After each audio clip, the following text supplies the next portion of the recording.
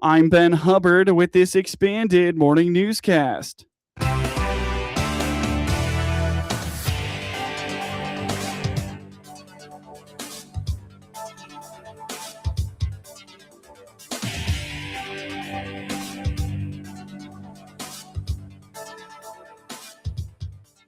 Good morning, and thanks for being with us. I'm your host today, Ben Hubbard.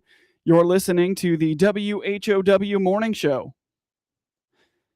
The Clinton Board of Education approved the hiring of a new district curriculum coordinator on Tuesday night to replace the departing Kara Jensen.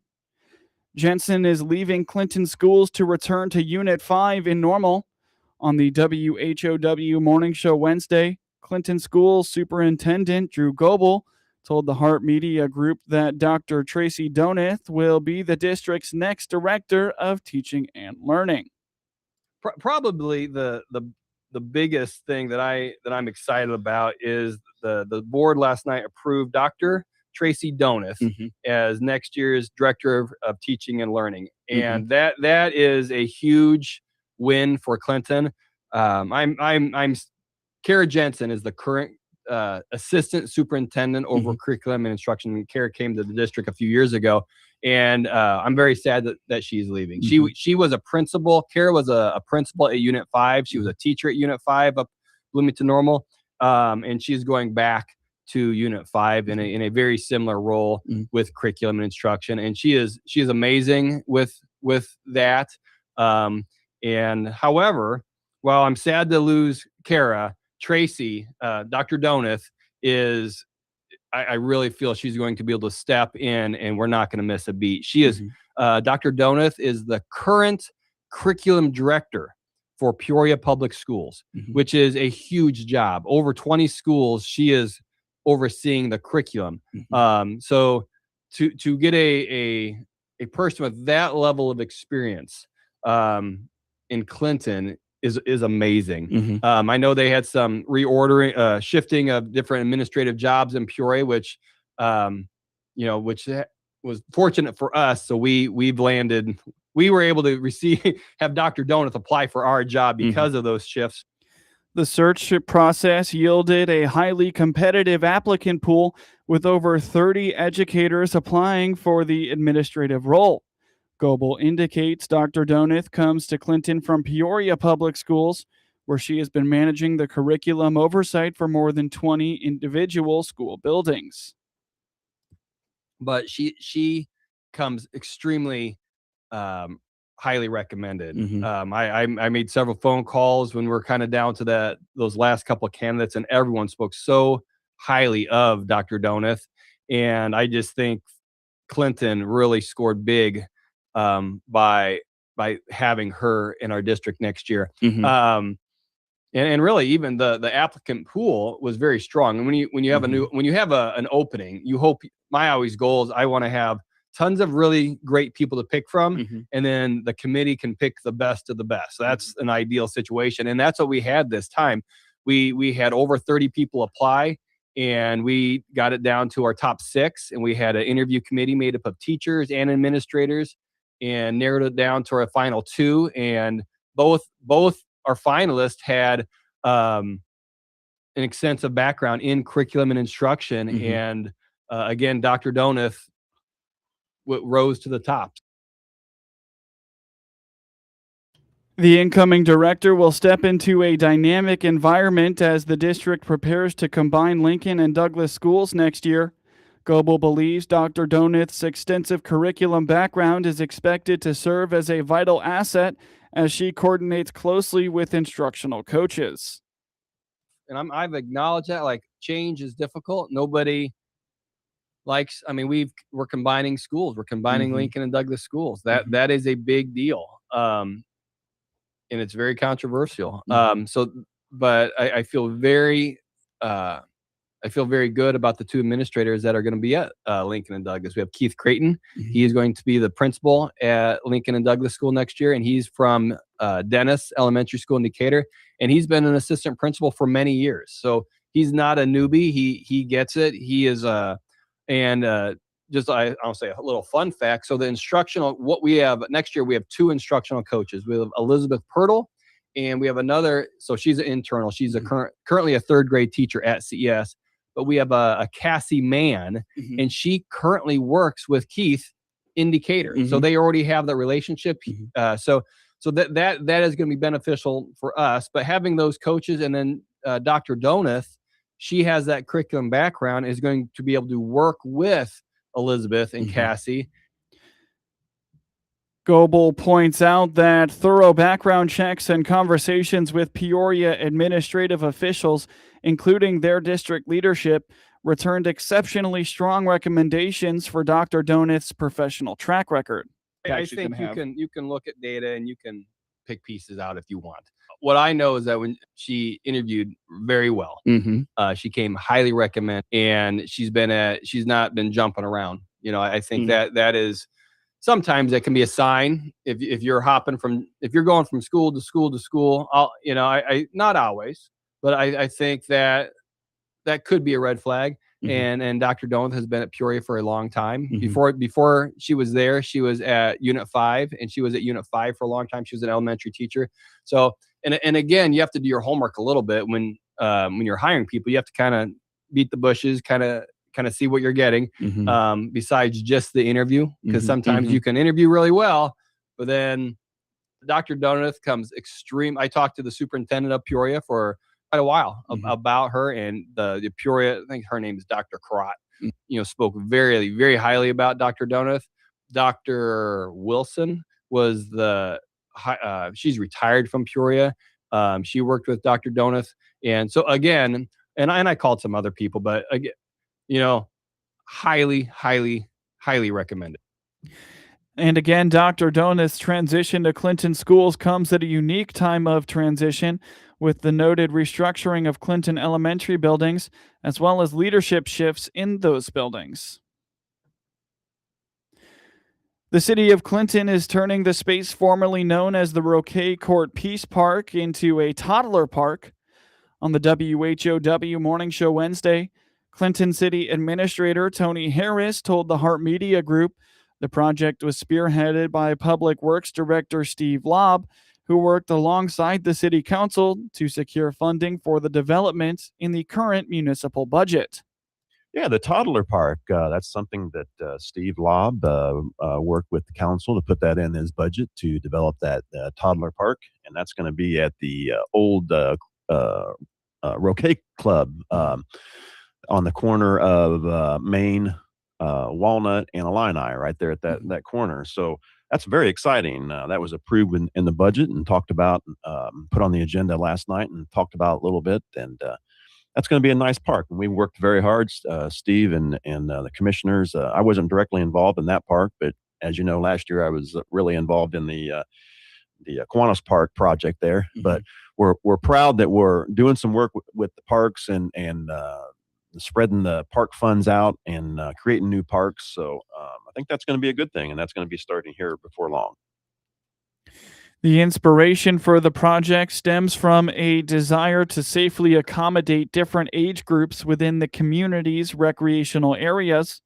According to Harris, Lobb recognized the need to separate smaller children from older kids playing at the nearby Kiwanis Park. Harris anticipates the park being ready for use this summer. Residents may remember about a decade ago, the Clinton High School class of 1973 renovated that space for Roque Court. While underutilized in recent years, the space offers a pergola and benches along with custom-fit fencing. The cost of the project was approved at just under $100,000. Get news anytime from your computer or your mobile device at DeWitt County's #1 source for news, sports, police blotter, obituaries, and more. It's DeWittDailyNews.com.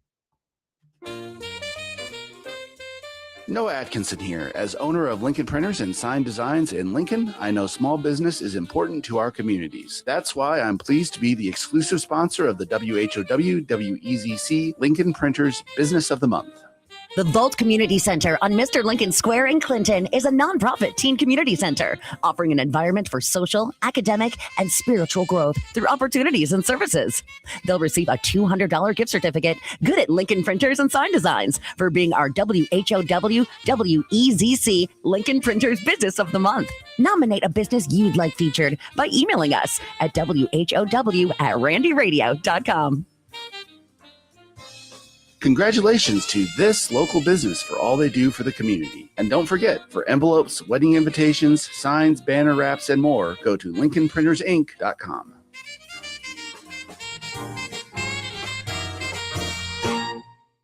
From the Hart Media Group Sports Desk, IL Sports Wire, and DeWittDailyNews.com, I'm Ben Hubbard with this local sports report. In a game heard on WHOW and all its digital platforms, Danica Eisenmenger struck out 9 across 4 innings, helping the Tolono Unity Rockets shut out the Clinton Maroons 6-0 in a Class 2A Softball Regional Semifinal matchup on Wednesday night in Forsyth. The Rockets got on the board first in the home half of the second. Eisenmenger slammed a double to left, and Carly Jamison quickly followed with a single. With 2 outs on the board, Grace Bickers singled to left to score Maya Roddins, who was running for Eisenmenger, to make it 1-0.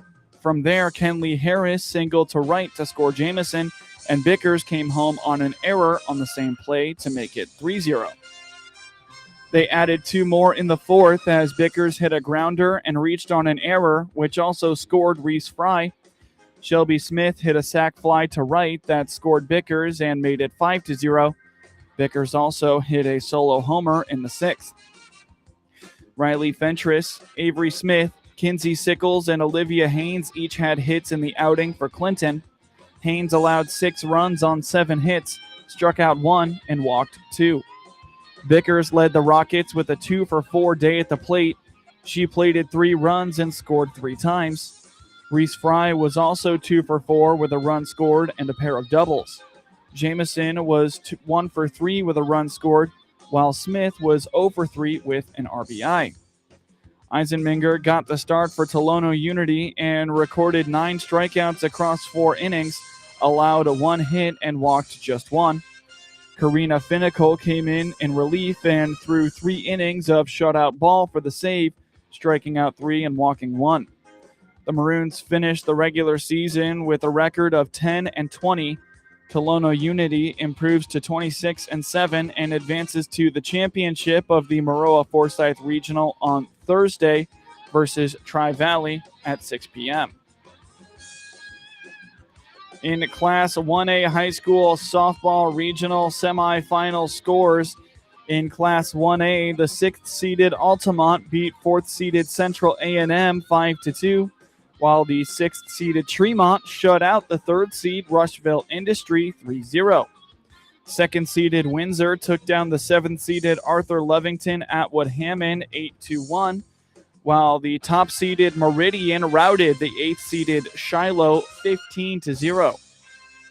The 6th-seeded Tuscola beat the 4th-seeded Argenta Oriana 4-3, while top-seeded Leroy shut out the 8th-seed Armstrong 13-0. In Class 2A regional semifinal scores from yesterday, the 6th-seeded Bloomington Central Catholic beat the 3rd-seed Westville 3-0, while the top-seeded Peru St. Bede shut out 9th-seeded El Paso Gridley 11-0, and the 5th-seeded Tri-Valley took down the 4th-seeded St. Joseph Ogden 12-2. Johnny Pareda hit his first MLB homer. Randy Arizena also went deep and scored 3 runs, and the Seattle Mariners beat the Chicago White Sox 5-4 on Wednesday.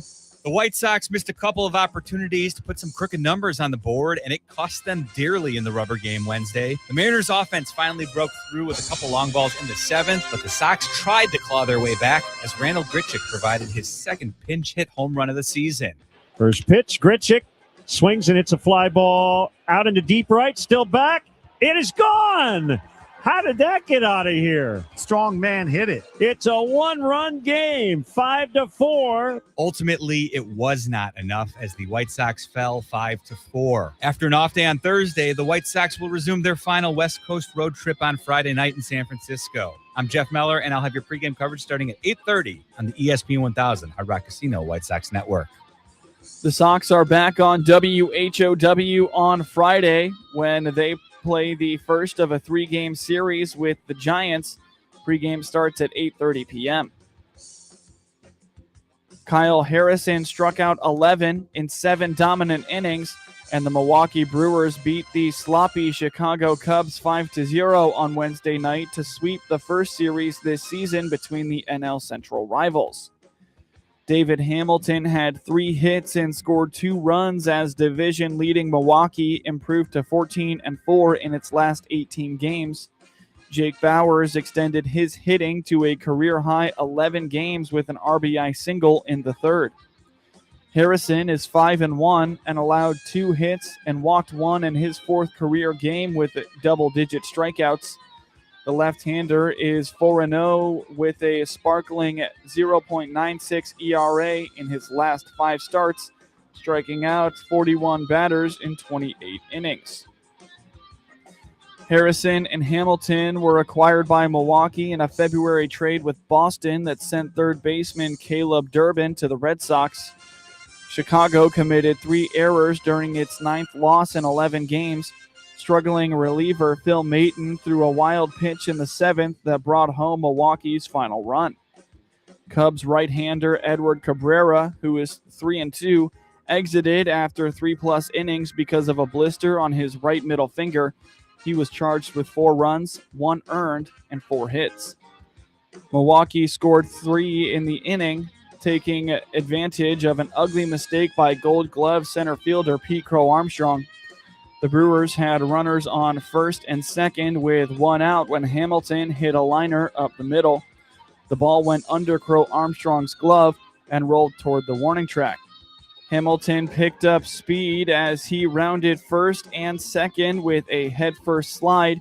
It was ruled a single for Hamilton and Crow Armstrong's 3rd error of the season. D.L. Hall finished the 2-hitter for Milwaukee, the team's 3rd shutout this year.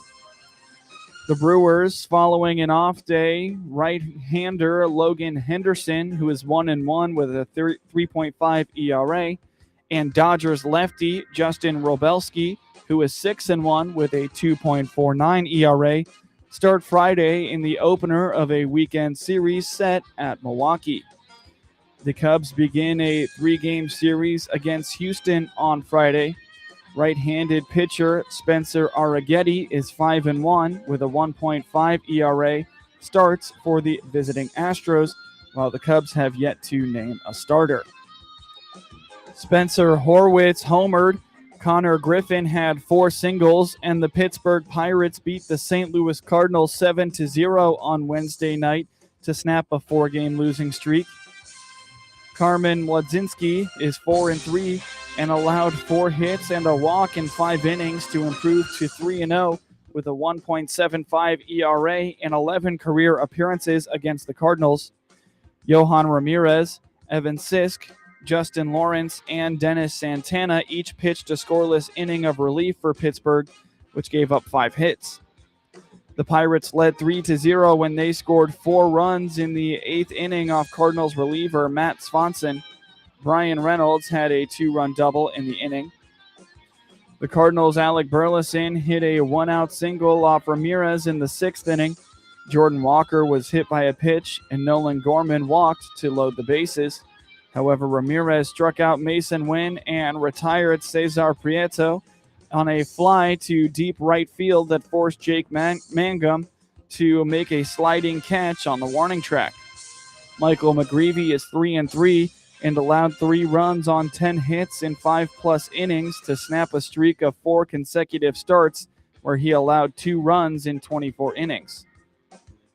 Johnston Nixon Garcia hit a 2-out single up the middle in the top of the 4th inning to drive in Griffin for his first major league RBI to put the Pirates ahead 2-0. Horwitz hit his 4th homer of the season down the right field line to lead off the 2nd inning and give Pittsburgh a 1-0 lead. St. Louis was shut out for the 2nd time this season after being blanked by Kansas City on Sunday.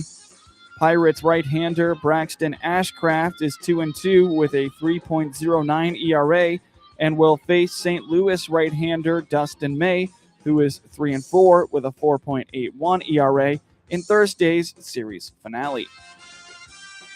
In MLB scores from yesterday, the Cincinnati Reds beat the Philadelphia Phillies 9-4. The Tampa Bay Rays took down the Baltimore Orioles 5-3. The Minnesota Twins beat the Houston Astros 4-1, and the Texas Rangers beat the Colorado Rockies 5-4. The Arizona Diamondbacks took down the San Francisco Giants 6-3, while the Atlanta Braves routed the Miami Marlins 9-1. The Cleveland Guardians beat the Detroit Tigers 3-1 in 10 innings, as the Washington Nationals beat the New York Mets 8-4.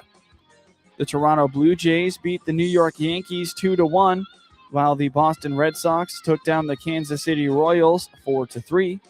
The LA Dodgers shut out the San Diego Padres 4-0, and the Athletics beat the Los Angeles Angels 6-5 in 10 innings. In NBA postseason scores, the top-seeded Oklahoma City Thunder beat the 2-seed San Antonio Spurs 122-113. And in NHL playoffs, the Las Vegas Golden Knights took down the Colorado Avalanche 4-2. Get highlights of your local high school program by finding IL SportsWire on your preferred social media platforms, and get local sports anytime at DeWittDailyNews.com. Hey, it's Shane from Highway 51 Exchange, your mower and equipment service pros just south of Clinton. Click our banner ad on DeWittDailyNews.com or give us a call to schedule your free pickup and delivery today. Highway 51 Exchange. Longview Community Bank is now open in Clinton, investing in rural Illinois. I'm Vice President Nate Sams. Stop by for a visit or to find out how we provide real local banking. Click our banner ad at the top of the local news page on DeWittDailyNews.com. Our local hospitals are the heartbeat of our communities, delivering critical care every hour of every day for everyone, training the next generation of caregivers. Beyond the walls, their benefit to the community is everywhere, driving the local economy and supporting local organizations, initiatives, and neighbors. Illinois Hospitals, healing communities. Learn more at team-iha.org. Sponsored by the Illinois Health and Hospital Association, aired in cooperation with the Illinois Broadcasters Association and this station. With SRN News, I'm Rich Thomason in Washington. Insisting that he is in no hurry to make a deal with Iran, President Trump tells reporters, "We're going to give this one shot." The president insisting that he will not be